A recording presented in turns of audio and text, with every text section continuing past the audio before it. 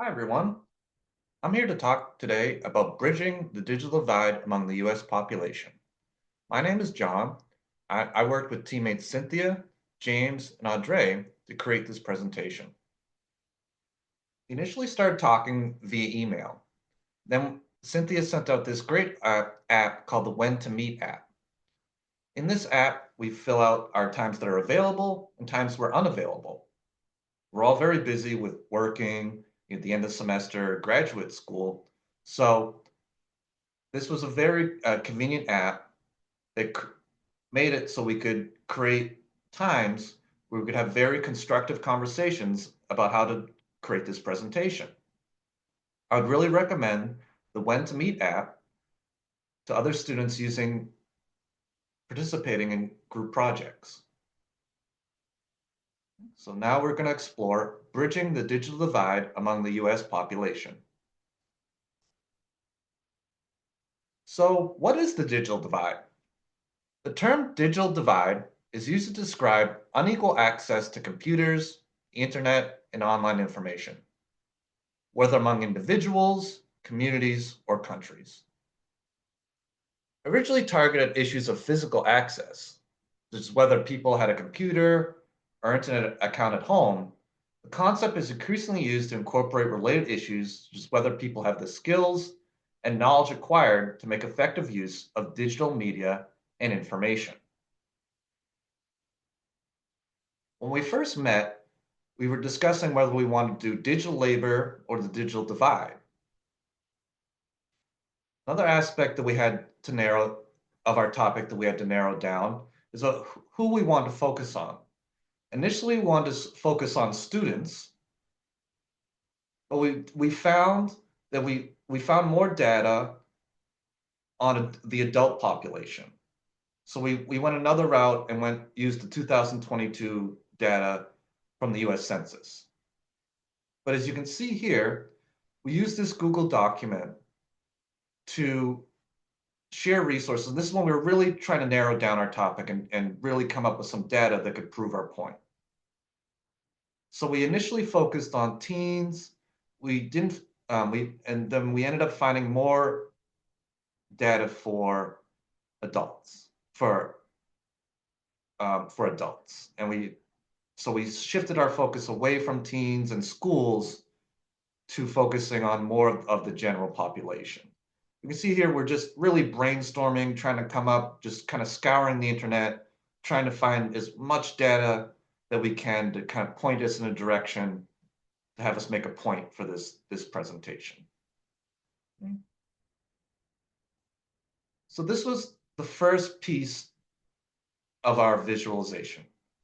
We wanted to identify organizations that are helping bridge the digital divide.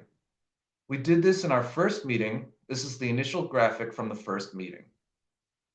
So we found organizations like the Wi-Fi Map, Internet for All, Broadband USA.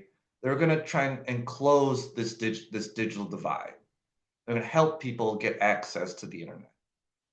So our first idea was, as far as how we would collect data, was what is the issue and how do we fix the issue? So the idea was to have this literal bridge showing the issue, and these organizations with literally bridging, and then how to fix it. These were just organizational ideas and trying to narrow down our topic and get to the presentation you're going to see. But this was the very first thing that we created in our first group meeting. And so we decided to focus our data on a heat map. So we decided to visualize the impact of the digital divide by highlighting the interplay between poverty and literacy rate when relating to internet access by creating two separate heat maps to each data point. So in this first map, you can see the blue represent the percent of population with internet. And the intensity of the blue means a higher percentage. And this second key is the percentage of population with a lower literacy rate, under a grade 1. And the intensity of the red also indicates a higher percentage. In this second map, we have a blue circle that represents the percentage of population below poverty line.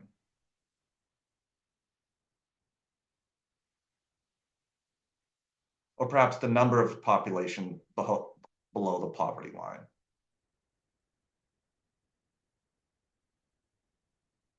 The second red represents the number of the percentage of population with no internet. Okay? So these two maps, in our opinion, visualize the impact of the digital divide by highlighting the interplay between poverty, literacy rate when relating to internet access.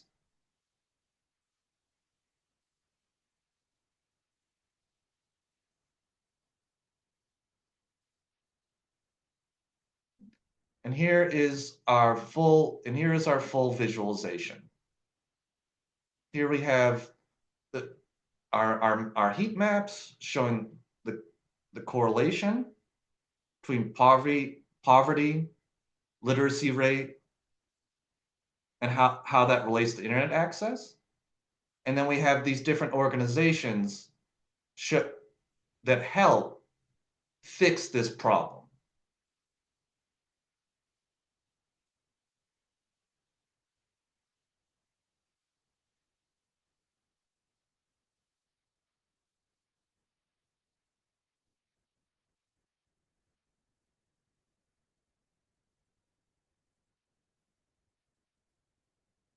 And just give you time to look at our visualization.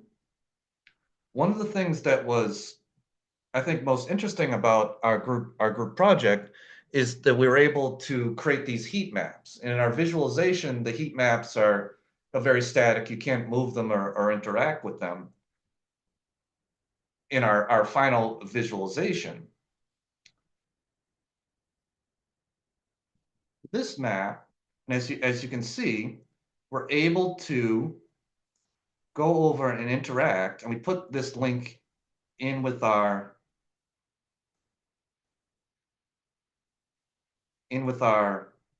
visualization, and you can go around and click on separate states.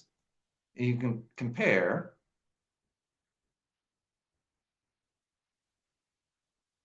And for the first map, the blue is the percentage of population with internet.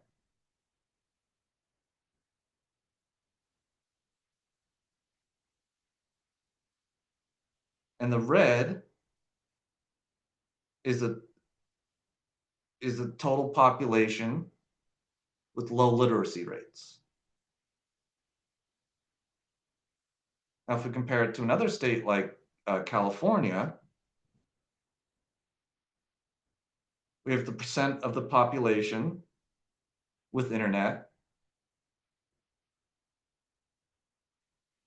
And then we have the percent of the population with lower literacy rates under grade 1. So here you can clearly see the correlation between internet access and low literacy rates under grade 1.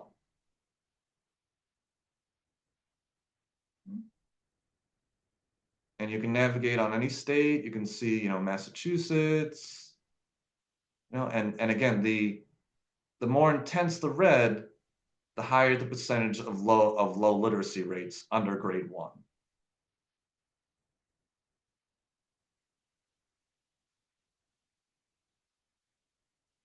The more intense the blue,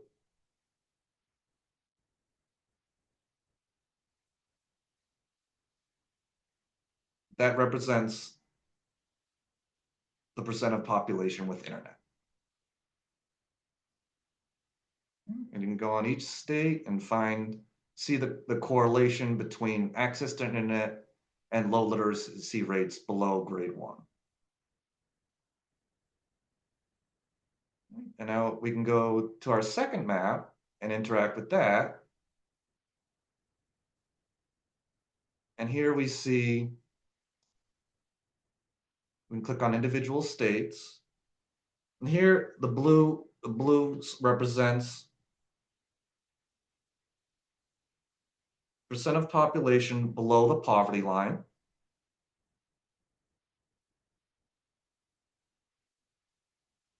And the red represents the percentage of population with no internet.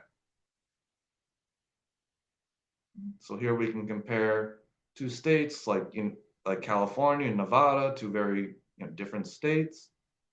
And we can see the direct correlation between the percent of the population below the poverty line and the percentage of population with no internet.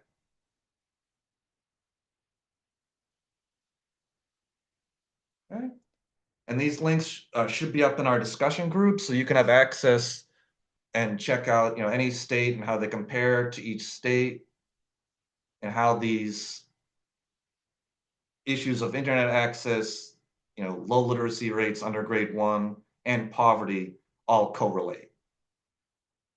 So one of the key takeaways is that lower levels of internet access result in lower literacy rates and higher levels of poverty.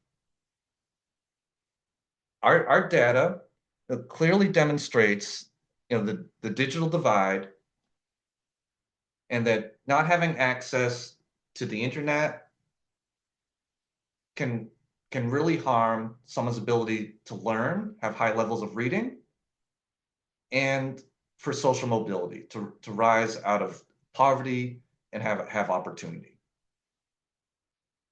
Okay. So our key takeaway is lower levels of internet access result in lower literacy rates and higher levels of poverty. And we have a graphic here showing how many people do run out of internet access. There's things that are very expensive. Many people run out of data. 1 in 10 households reduce spending on food and close to afford mobile or home internet. 2.5 million people are behind on their broadband bills.